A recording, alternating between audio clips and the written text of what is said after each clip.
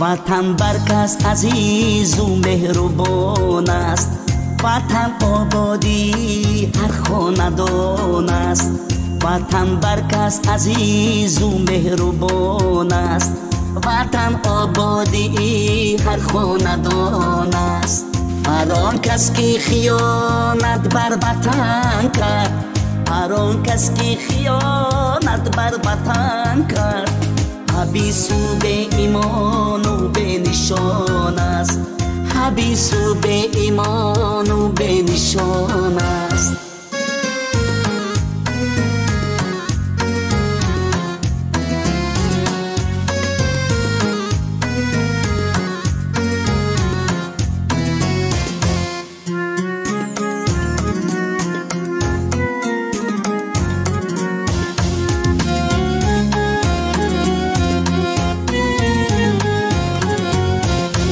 وطن داری نه هر کس می تواند، بنی مینان قناعت کی تواند. وطن داری نه هر کس می تواند، بنی مینان قناعت کی تواند. شنیدم من که راستی را زبان است، نه هر کس راست گفتن می تواند. شنیدم من که راستی را زبان است، نه هر کس راست گفتن می تواند. وطن برکس عزیز و مهربان است، وطن آبادی هر خاندان است. وطن برکس عزیز و مهربان است، وطن آبادی هر خاندان است.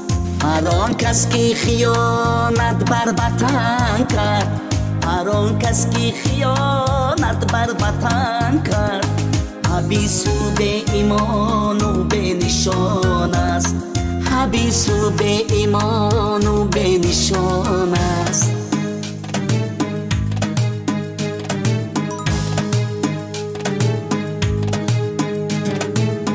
اتفاقی اتفاقی اتفاقی اتفاقی هموطن داریم امید، تا بی باشد این وطن را عمر را هر سفید. هم دیاران تاجیکیم و تاجیکیم فخر کنید، با اتفاقی این وطن را باز آبادتر کنید. با اتفاقی این وطن را باز آبادتر کنید.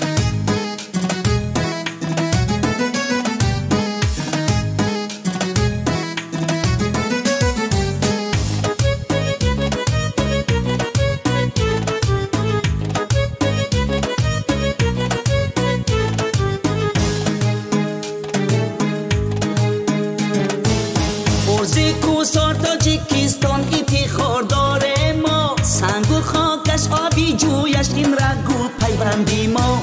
این وطن را دوست داریم همچون مادر هموطن، خدمت و حفظش نماییم هم سپاریم جان و تن. خدمت و حفظش نماییم هم سپاریم.